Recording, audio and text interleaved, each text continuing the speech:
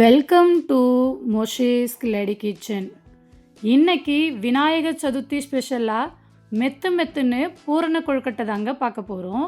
இந்த கொழுக்கட்டை ரொம்ப நேரத்துக்கு ரொம்ப சாஃப்டாக இருக்குங்க. இதில் வைக்கக்கூடிய பூரணமும் ரொம்ப டிஃப்ரெண்ட்டாக செஞ்சு காமிச்சிருக்கேன். டேஸ்ட்டுமே அவ்வளோ சூப்பராக இருக்குங்க. நீங்கள் மறுநாள் வரைக்கும் கூட இந்த கொழுக்கட்டையை வச்சு சாப்பிட்டிங்கன்னா கெட்டு போகாமல் ரொம்ப சூப்பராகவே இருக்கும். இப்படியெல்லாம் பூரணம் வச்சு செஞ்சு கொடுத்து பாருங்கள், கொழுக்கட்டையை ரொம்ப விரும்பி சாப்பிடுவாங்க. ஃபஸ்ட்டு இந்த கொழுக்கட்டைக்கு மேல் மாவு ரெடி பண்ணிக்கலாம். அதுக்கு அடுப்பில் அடிகனமான ஒரு பாத்திரம் வச்சுட்டு 1.5 கப் அளவுக்கு தண்ணி சேர்த்துக்கங்க. கூடவே 1/2 டீஸ்பூன் உப்பு, 1 டீஸ்பூன் போல் வெள்ளை சர்க்கரை சேர்த்துருக்கேன். இது ஆப்ஷனல் தாங்க. இந்த சர்க்கரை சேர்த்திங்கன்னா மேல் மாவு லைட்டான ஒரு இனிப்பு டேஸ்ட்டில் சூப்பராக இருக்கும். 1 டேபிள் ஸ்பூன் நெய் சேர்த்து நல்லா கலந்து விட்டுருங்க. கலந்து விட்டுட்டு அடுப்பு ஹை ஃப்ளேமில் வச்சு சர்க்கரை நல்லா கரைஞ்சி இந்த மாதிரி கொதிச்சு வந்ததுக்கப்புறம் எந்த கப்பால் தண்ணி அளந்து எடுத்திங்களோ அதே கப்பாலேயே 1 கப் அளவுக்கு வறுத்த பச்சரிசி மாவு சேர்த்துக்கங்க. வறுக்காத மாவு சேர்க்கக்கூடாது. வறுத்த பச்சரிசி மாவு சேர்த்து அடுப்பை சிம்மிலேயே வச்சு இது நல்லா கலந்து விடுங்க. இந்த மாதிரி நீங்கள் கலந்து விட ஒன்று போல் நல்லா திரண்டு வந்துடும். இந்த அளவுக்கு திரண்டு வந்ததும் அடுப்பை ஆஃப் பண்ணிவிட்டு மூடி போட்டு இது 15 நிமிஷம் அப்படியே ரெஸ்ட்டில் விட்டுருங்க. அதுக்குள்ளே நம்ம பூரணம் ரெடி பண்ணிக்கலாம். இப்போ கடாயில் 1 டேபிள் ஸ்பூன் அளவுக்கு நெய் சேர்த்துட்டு கூடவே 1/4 கப் அளவுக்கு கடலை மாவு சேர்த்துக்கலாங்க. கடலை மாவு சேர்த்து செய்யும் போது பூரணம் ரொம்ப டேஸ்ட்டாக இருந்துச்சு. கண்டிப்பாக ட்ரை பண்ணி பாருங்கள். உங்களுக்கு கடலை மாவு சேர்த்து செய்ய விருப்பம் இல்லைன்னா இதை நீங்கள் ஸ்கிப் பண்ண கூட பண்ணிடலாங்க. கடலை மாவு சேர்த்து இந்த நெய்யில் இதோட பச்சை வாசனை போக நல்லா வதக்கி விட்டுக்கோங்க. இதோட ராஸ்மெல் முழுவதுமாக போனதுக்கப்புறம் இதில் 1 கப் அளவுக்கு ஃப்ரெஷ்ஷாக துருவின தேங்காய் துருவல் சேர்த்துக்கோங்க. நான் எடுத்திருக்க கப்போட அளவு பார்த்திங்கன்னா 250 ml அளவு இருக்குங்க. அந்த கப்பால் தான் நான் எல்லா பொருளையும் அளந்து எடுத்திருக்கேன். தேங்காய் சேர்த்து ஒரு 5 நிமிஷம் நல்லா கலந்து விடுங்க. கலந்து விட்டதுக்கப்புறம் வாசனைக்கு 1 டீஸ்பூன் ஏலக்காய் தூள், இனிப்புக்காக 1/2 கப் அளவுக்கு பொடிச்ச வெல்லம் சேர்த்து நல்லா கலந்து விடுங்க. வெல்லம் எல்லாம் நல்லா கரைஞ்சி இந்த மாதிரி ஒன்று போல் திரண்டு வரணும். திரண்டு வந்ததுக்கப்புறம் நீங்கள் அடுப்பை ஆஃப் பண்ணிவிட்டு இதை நல்லா ஆற வச்சுக்கோங்க. நயமுள்ள வெல்லமாக இருந்துச்சுன்னா டைரெக்டாக நீங்கள் சேர்த்துக்கலாங்க. தூசி உள்ள வெல்லமாக இருந்தால் கொஞ்சமாக தண்ணி சேர்த்து வெல்லத்தை கரைச்சிட்டு அதுக்கப்புறம் தேங்காய் துருவலோடு சேர்த்து நல்லா மிக்ஸ் பண்ணி ஒன்று போல் திரண்டு வந்ததும் ஆற வச்சு இந்த மாதிரி சின்ன உருண்டையாக பிடிச்சி வச்சுக்கோங்க.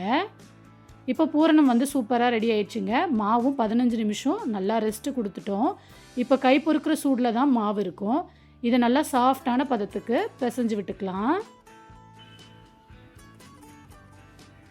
ஒரு 10லேருந்து 15 நிமிஷத்துக்கு நீங்கள் கைவிடாமல் நல்லா பிசையுங்க. மாவு ரொம்ப சாஃப்டாகும்.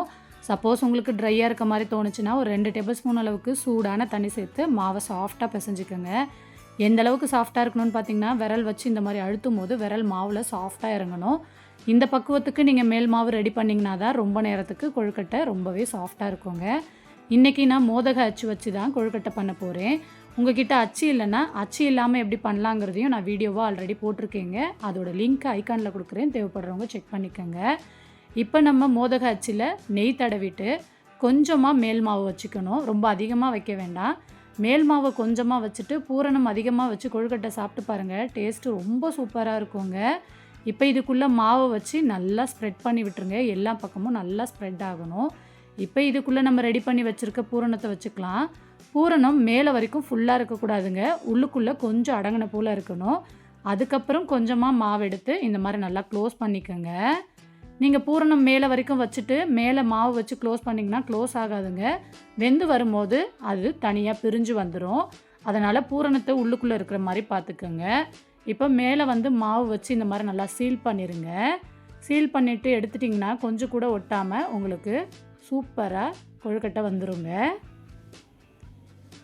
இப்போ அச்சு இல்லாமல் எப்படி கொழுக்கட்டை ரெடி பண்ணலாம் அப்படிங்கிறத பார்க்கலாம். மாவை கொஞ்சமாக எடுத்துக்கோங்க. ஒரு மீடியம் சைஸில் உருண்டை வர மாதிரி மாவு எடுத்து 2 கைகளிலையும் இந்த மாதிரி நல்லா அழுத்தம் கொடுத்து உருண்டை மாதிரி உருட்டிக்கோங்க. உருட்டிட்டு நான் செஞ்சு காமிச்சிருக்க மாதிரி நல்லா ஃப்ளாட் பண்ணிக்கோங்க. மாவு உங்களுக்கு ரொம்பவே சாஃப்டாக இருக்குங்க. நான் சொன்ன மெத்தடில் செஞ்சிங்கன்னா நான் உங்களுக்கு காட்டுறேன் பாருங்கள் எந்த அளவுக்கு நல்லா சாஃப்டாக இருக்குன்னு. இப்படி மாவு இருந்துச்சுன்னா தான் கொழுக்கட்டை ரொம்ப நேரத்துக்கு ரொம்ப சாஃப்டாக இருக்குங்க. மறுநாள் வரைக்கும் கூட நீங்கள் வச்சு சாப்பிட்றதுக்கு ரொம்பவே சூப்பராக இருக்கும். இந்த அளவுக்கு நல்லா ஃப்ளாட் பண்ணிவிட்டு நம்ம ரெடி பண்ணி வச்சுருக்க உருண்டையை லைட்டாக சிலிண்டர் ஷேப்புக்கு மாற்றிட்டு அதுக்குள்ளே இந்த மாதிரி வச்சு டைட்டாக சீல் பண்ணிடுங்க. நீங்கள் எந்த அளவுக்கு நல்லா டைட்டாக சீல் பண்ணுறீங்களோ அப்போ தான் வெந்து வரும்போது பிரிஞ்சு வராமல் இருக்கும். அதே மாதிரி விரிசல் கொஞ்சம் கூட விழாமல் உங்களுக்கு ரொம்பவே சூப்பராக வருங்க. நான் செஞ்சு காமிச்சிருக்க மாதிரி ஓரங்கள் எல்லாத்தையும் நல்லா சீல் பண்ணிவிட்டு அழுத்தி விட்டுருங்க. விரலால் அழுத்தி விட்டுட்டு அதுக்கப்புறம் நல்லா ஃப்ளாட் பண்ணி எடுத்துட்டிங்கன்னா உங்களுக்கு கொழுக்கட்டை பிரிஞ்சு வராமல் ரொம்ப ரொம்ப சாஃப்டாக இருக்கும்.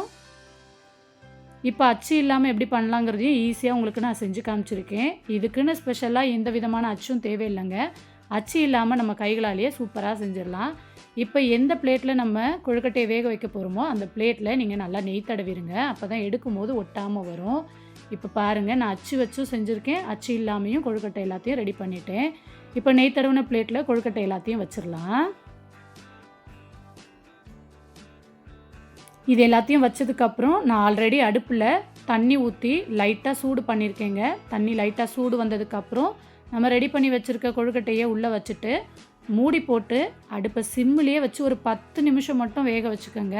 சிம்மில் வச்சு வேக வைக்கும் போது தண்ணி எதுவும் இறங்காமல் விரிசல் எதுவும் விழுகாமல் ரொம்பவே சூப்பராக வருங்க. அதுக்கப்புறம் ஆறுனதும் இதை தனியாக வெளியே எடுத்துகிட்டு சாப்பிட்டு பாருங்கள். டேஸ்ட்டு ரொம்ப சூப்பராக இருக்குங்க. ரொம்ப நேரத்துக்கு நல்லா மெத்துன்னு இருக்கும். டிஃப்ரெண்ட்டான ஒரு பூரணமும் செஞ்சு காமிச்சிருக்கோம். கண்டிப்பாக இந்த விநாயகர் சதுர்த்திக்கு ட்ரை பண்ணி பாருங்கள். ட்ரை பண்ணி பார்த்துட்டு எப்படி வந்துருந்துச்சுன்னு மறக்காமல் உங்கள் ஃபீட்பேக்கை கமெண்ட்டில் சொல்லுங்கள். ரெசிபி பிடிச்சிருந்தால் லைக் பண்ணுங்கள், ஷேர் பண்ணுங்கள். மறக்காமல் நம்ம சேனலையும் சப்ஸ்கிரைப் பண்ணி வச்சுக்கோங்க ஃப்ரெண்ட்ஸ். பாய்.